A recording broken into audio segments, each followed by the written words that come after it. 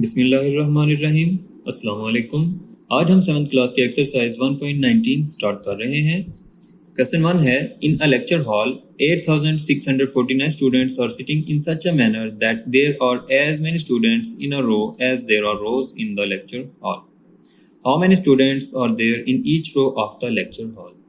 यानी एक हॉल है जहाँ पे बच्चे बैठे हुए हैं। टोटल स्टूडेंट्स जो हैं वो उन्होंने पहले ही बता दिए हैं, 8649 हैं और उन्हें वहाँ पे बिठाया हुआ है। अब बिठाने की तरतीब ऐसे है कि जितने बच्चे हैं उतनी ही रोज़ हैं, यानी एक रो में जितने बच्चे बिठाए हैं उतने ही रोज़ टोटल हॉल में बनी हुई हैं। यानी अगर हम मान लें कि एक हॉल में 3 बच्चे एक रो में बिठाए जाते हैं, यानी एक रो है जिसमें 3 बच्चे हैं, तो 3 ही रोज़ भी होंगी और हर रो में 3-3 बच्चे बिठाए हुए होंगे। यानी ये रो 1 होगी, ये रो 2 और ये रो 3। अब जब पहली रो में देखें तो 1 2 3 बच्चे, दूसरी रो में देखें तो 1 2 3 बच्चे, तीसरी रो में भी 3, यानी 3 रोज, तो हर रो में 3 बच्चे बिठाए हुए हैं। और जब हम इस चीज़ को इस तरह से देखते हैं तो ये हमारे पास एक फॉर्म बनती है, शेप बन जाती है, जिसे हम बोलते हैं स्क्वायर। यानी अगर हम इसे इस तरह देखें कि हमारे पास ये एक ही है, अकेला है, इधर भी 1 इधर भी 1, तो ये एक स्क्वायर होगा।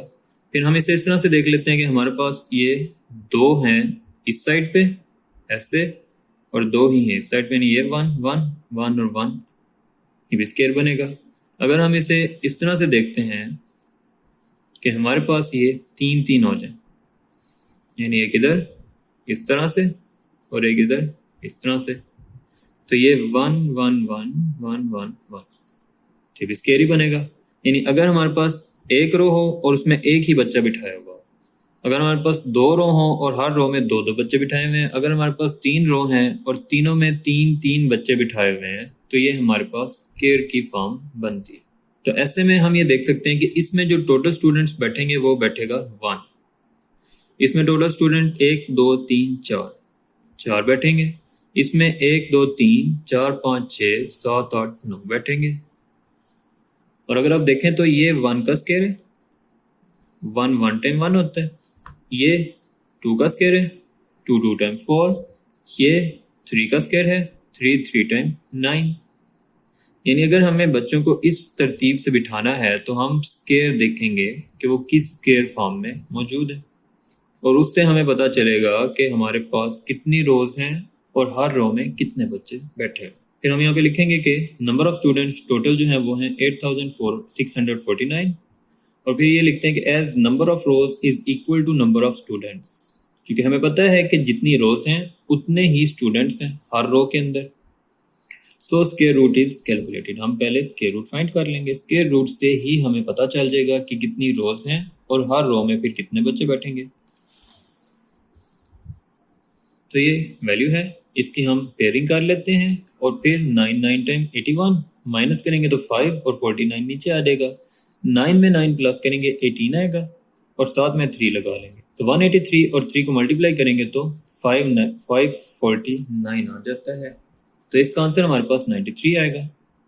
तो हम फिर ये लिखेंगे कि there are 93 students in each row, यानी हर रो में 93 स्टूडेंट्स होंगे, जबकि रोज भी 93 ही होंगे। Question number 2, the students of class 7 of a school donated rupees 2304 for the Prime Minister's Relief Fund. Each student donated as many rupees as the number of students in the class. Find the number of students in class.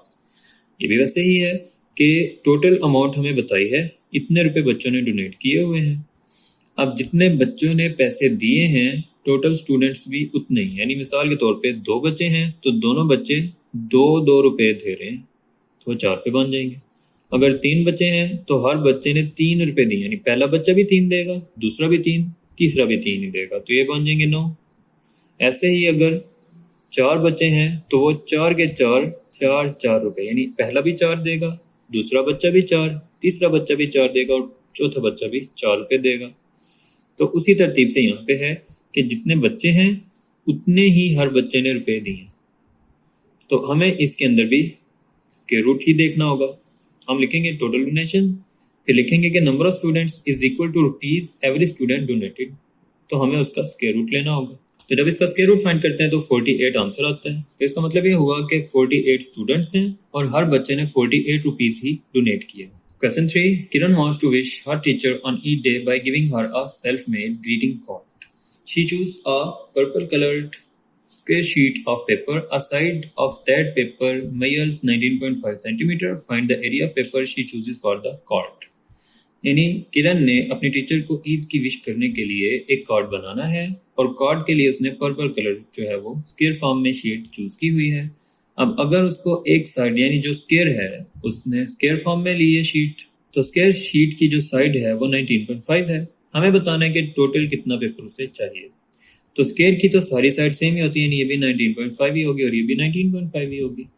तो अगर हमें देखना है कि total ये area कितना बनता है, तो एरिया जो है इन दोनों को मल्टीप्लाई करने से आएगा।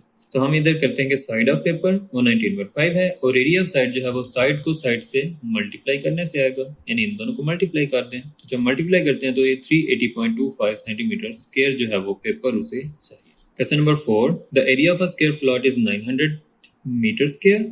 Find the length of the side the plot. यानी हमारे पास अगर एक प्लॉट है, उस प्लॉट का टोटल एरिया जो है वो पहले ही बता दिया है हमने, उसकी साइड बतानी है और ये बात भी बताई हुई है कि वो स्क्वायर शेप में है। तो अगर हमें पहले ही स्क्वायर दिया हुआ हो और हमें उसकी साइड फाइंड करना हो तो हम इसको स्क्वायर रूट से सॉल्व कर लेते हैं। यहाँ पे आप लिखेंगे एरिया इज इक्वल टू 900, जबकि एरिया का फॉर्मूला होता है लेंथ स्क्वायर। यानी हमने पीछे क्वेश्चन में भी किया था कि एरिया तब आएगा जब हम दोनों साइड्स को मल्टीप्लाई करेंगे और जब हमारे पास दो साइड्स हों, यानी साइड मल्टीप्लाई बाय साइड। तो ये चीज़ तो हम पढ़ चुके हैं कि दो वैल्यूज जो सेम हों और मल्टीप्लाई हो रही हो तो हम उनको इकट्ठा लिखेंगे और ऊपर उतनी पावर लिखेंगे जितनी बार वो मल्टीप्लाई हो रहे हैं। ये दोनों दो दफ़ा मल्टीप्लाई हो रहे हैं, साइड और साइड, तो साइड के ऊपर 2 आएगा। तो ये बन जाएगा लेंथ स्क्वायर। एरिया का फॉर्मूला आएगा length square. Length square is equal to 900। अब ये स्क्वायर है, हमें इस स्क्वायर को ख़त्म करना है और ये बात भी हमें पता है कि अगर हमें ये स्क्वायर ख़त्म करना है तो उसके लिए हम स्क्वायर रूट यूज़ करते हैं, क्योंकि स्क्वायर और स्क्वायर रूट ख़त्म हो जाते हैं। तो इसके ऊपर भी स्क्वायर रूट आएगा, इसके ऊपर भी स्क्वायर रूट आएगा। इसके ऊपर जो स्क्वायर रूट होगा वो स्क्वायर से ख़त्म हो जाएगा और पीछे सिर्फ लेंथ बच जाएगा और इसके ऊपर वाला स्क्वायर रूट आ जाएगा। और फिर हम 900 वाला क्वेश्चन तो पिछले एक्सरसाइज में कर चुके हैं। जब हम 900 का स्क्वायर रूट करते हैं तो हमारे पास 30 उसका आंसर आ जाता है। तो जो प्लॉट है उसकी एक साइड 30 मीटर है और दूसरी भी, यानी इधर भी ये 30, इस तरह भी ये 30 मीटर ही होगा और इस तरह भी ये 30 मीटर होगा। Question number 5. 400 students sit in a row in such a way that the number of rows is equal to the number of students in a row. How many students are there in each row? ये भी question number 1 की तरह ही है। इसमें total students बताए हुए हैं और हमें ये बोला है कि हर रो में उतने बच्चे बिठाने हैं जितनी टोटल रोज बनती हैं। तो इसे भी हम फिर स्क्वायर रूट से ही सॉल्व करते हैं। तो जब हम 400 का स्क्वायर रूट करेंगे तो उससे हमें क्या मिलेगा, 2 टाइम 4, ये 4 आ गया और यहाँ पे 2 0 हैं। तो जब ये ऊपर जाएंगे तो ये 1 0 रह जाएगा। यहाँ पे 2 हैं, ऊपर 1 ही जाएगा क्योंकि ये तो स्क्वायर है। तो स्क्वायर के अंदर हमारे पास दोनों इकट्ठे हो गए। जिस तरह हम पहले क्वेश्चन कर चुके हैं कि अगर 20 और 20 को मल्टीप्लाई करें तो ये 2 0 इकट्ठे लिखेंगे और 2 टाइम 4 लिखेंगे। 400 हमें कब मिलेगा, जब 20 और 20 को मल्टीप्लाई करें। तो हमारा जो आंसर है वो 20 होगा। ये इधर आ गया। तो स्क्वायर रूट से बाहर निकलते हुए हमें इसके अंदर से एक ही 0 बाहर लाना होता है। Number of students in each row जो है वो 20 होगी और रोज भी 20 ही होंगी, यानी हर रो के अंदर मौजूद बच्चे भी 20 होंगे और रोज भी 20। एक्सरसाइज कंप्लीट हो गई है। अपना ख्याल रखिएगा। अल्लाह हाफिज़।